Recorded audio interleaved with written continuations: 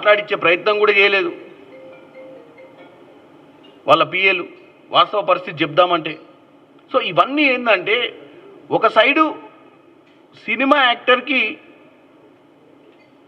ఆయనకంటూ అవగాహన ఉండకపోవచ్చు. ఆయన ఇండస్ట్రీకి సంబంధించిన ఆయనకు పెద్ద సినిమా బ్లాక్ బస్టర్ మూవీ, ఆ మూవీ టెన్షన్లో ఉండి ఆయన ఏం చేస్తున్నాడు. దానికి తోడు ప్రతిపక్షాలు, ముఖ్యంగా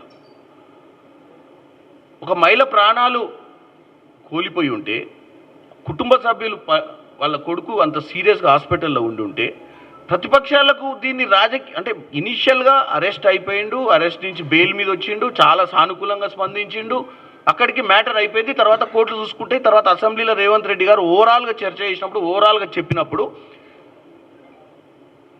నేను హ్యూమిలియేట్ అయినా నన్ను హ్యూమిలియేట్ చేస్తురని చెప్పడం తప్పు. నెంబర్ 1. నెంబర్ 2, ఆయన స్క్రిప్ట్ రాయకుండా జనరల్గా వచ్చి ఒక 5 మినిట్స్లో ఇండస్ట్రీ తరపు నుంచి ఫ్యూచర్లో ఇటువంటి జరగకుండా చూసుకోవాల్సిన అవసరం ఉందని చెప్పుంటే ఇంకా గొప్ప రియల్ స్టార్ అయ్యేటోడు. రీల్ స్టార్ నుంచి ఎవరో ఇచ్చిన స్క్రిప్ట్ను చదువుకుంటా ఏదో చేయబోయి ఎక్కువ డ్యామేజ్ చేసే ప్రయత్నం చేసిండు అండర్స్టాండింగ్లో. దానికి మళ్ళీ ప్రతిపక్షాలు మళ్ళీ తెల్లారే ఎవరు పురంధేశ్వరి గారు మళ్ళీ వచ్చి ఏదో చెప్తారు. ఎందుకు వాళ్ళు ఓనర్షిప్ ఎక్కడ తీసుకోవాలి? ప్రభుత్వం వైపు నుంచి మన సైడ్ నుంచి ఎక్కడన్నా ఫ్లాస్ ఉంటే ప్రతిపక్షాలు రియాక్ట్ కావాలి. ఈ సినిమాకు సంబంధించిన సబ్జెక్టు మీద మాట్లాడితే మరి వాళ్ళు చేసిన ట్వీట్లకు, వాళ్ళు చేసిన ప్రెస్ మీట్లకు ఎక్కువ స్పందన వస్తుందన్న ఆలోచనతో చేసినట్టే కనపడ్డది.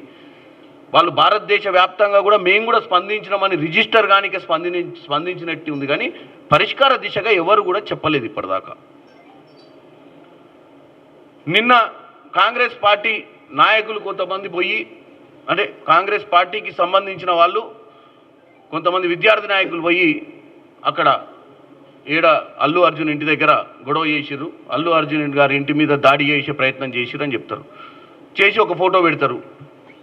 చామల కిరణ్ కుమార్ రెడ్డితో దిగిన ఫోటో, రేవంత్ రెడ్డి గారితో దిగిన ఫోటో, కొడంగల్ వ్యక్తి. నేను ఒకటే చెప్తున్నా అండి, ఇందాక ప్రెస్ మిత్రులు అడిగినట్టు దీంట్లో అందరూ మీ వాళ్ళు కూడా కొంతమంది పోర్షన్లు వేస్తున్నారు. మా వాళ్ళు, అవతల వాళ్ళు, యువతల వాళ్ళు కొంతమంది ఏంటంటే ఓవర్ ఎగ్జైట్మెంట్ తోటి. నేను ఇప్పుడు ఒకటే చెప్తున్నా, దాంట్లో ఉన్న వ్యక్తులు నిన్ననే అరెస్ట్ చేయబడ్డారు. కానీ ఇలా పొద్దున పురంధేశ్వరి ఎవరిని అరెస్ట్ చేయలేదు. పురంధేశ్వరి గారు వచ్చి అసలు అరెస్టులు కూడా కాలేదన్నారు. ఇగో ఈ ఛార్జ్షీటు. అంటే నేను చెప్పేది మా ప్రభుత్వం సైడ్ నుంచి వితిన్ అవర్స్లో వాళ్ళు ఎవరన్నా ఉండనియండి, వాడు ఎవడన్నా ఓవర్ ఎగ్జైట్మెంట్ ఫెల్లో ఉంటాడు. వాడు ఏ పార్టీలు ఉండు, కాంగ్రెస్ పార్టీలు ఉన్న 4 ఫోటోలు రిలీజ్ చేసి కాంగ్రెస్ పార్టీకి సంబంధం ఉన్న వ్యక్తులు అని చెప్పేసి ఒక ప్రెస్లో చెప్పేస్తే ఇక కాంగ్రెస్ పార్టీ మీద మనం బురద తల్లినట్టే అనుకుంటే అది వాళ్ళ తప్పు. ఇవాళ ఒక పెద్ద సంస్థలో 500 మంది ఉద్యోగాలు చేస్తే ఆ ఉద్యోగం చేసేటోడు ఎవడన్నా పోయి ఎక్కడన్నా రోడ్ యాక్సిడెంట్ చేస్తే ఆ ఉద్యోగంలో ఆ కంపెనీని నడిపేటోళ్ళు ప్రోత్సహించో, లేకపోతే అక్కడెక్కడ యాక్సిడెంట్ ఎవరైనా చచ్చిపోతే కంపెనీకి సంబంధం ఉండదు. అట్నే కాంగ్రెస్ పార్టీలో లక్షల మంది పనిచేస్తుంటారు. మరి అదే వ్యక్తి మరి ఇప్పుడు ఈ ఫోటో చూడండి, అదే వ్యక్తి ఇడుండు, మరి ఇదే వ్యక్తి వాళ్ళు ట్యాగ్ చేసే ఫొటోస్లలో. నేను అనేది ఏంటంటే మనం 24 గంటలు రాజకీయమే చేద్దామంటే రాజకీయమే మాట్లాడుకోవచ్చు. ఇక్కడ ప్రెస్ మీట్లు పెట్టి కాంగ్రెస్ పార్టీ ఇండస్ట్రీకి వ్యతిరేకం కాదు. కాంగ్రెస్ పార్టీకి కానీ ప్రభుత్వానికి కానీ ముఖ్యమంత్రి గారికి కానీ ఏం సంబంధం ఉంటుంది అల్లు అర్జున్ ఇంటి దగ్గర పోయి ధర్నా చేయమని? ఎవరని చెప్తారా? ఆల్రెడీ సబ్జెక్టు డిస్కషన్ అయిపోయింది, కోర్టులో ఉంది మ్యాటరు. ఎవరో 4 పిల్లలు వాళ్ళు ఏం అజెండాతోటి పోయిర్రు, వాళ్ళకు కూడా స్పేస్ కావాలని పోయిర్రా? ఎందుకంటే వాళ్ళు పోయి ఎక్కువ డబ్బులు చచ్చిపోయిన వారికి ఎక్కువ కాంపన్సేషన్ ఇప్పించాలన్న ఆలోచనతో పోయినట్టు పేపర్లు చదివిన. వాళ్ళ అజెండా ఏందో తెలియదు. వాళ్ళని తీసుకొచ్చి ప్రొవోక్ చేసి పంపించింది. ఎందుకు పంపిస్తామండి మా ప్రభుత్వంలో? మాకేం ఇంపార్టెన్స్ వస్తుంది అది చేస్తే? ఒక్కసారి ఆలోచించండి. నేను అనేది ఏం ఇంపార్టెన్స్ వస్తుంది? ఆల్రెడీ కేసు ఫైల్ అయింది, ఆల్రెడీ చర్చ నడుస్తుంది, ఆల్రెడీ ప్రతిపక్షాలు దీన్ని తప్పుతో పట్టించినప్పుడల్లా నాలాంటి వాళ్ళు ఎవరో వచ్చి మళ్ళీ క్లారిఫికేషన్ ఇస్తున్నాము.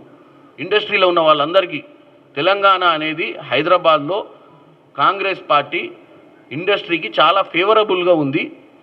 మీ అందరికీ మంచి జరగాలి, మీ అందరికీ మంచి భవిష్యత్తు ఉండాలి, మంచి సినిమాలు ఇంకా తీయాలి, మంచి పేరు రావాలని కోరుకుంటోళ్ళమే తప్ప ఇట్లాంటి ఇన్సిడెంట్ ఇది ఇన్సిడెంట్ అయింది కాబట్టే కదా ఈ 10-15 రోజుల నుంచి 20 రోజుల నుంచి ఈ చర్చ నడుస్తుంది. ఇవాళ 19 రోజులు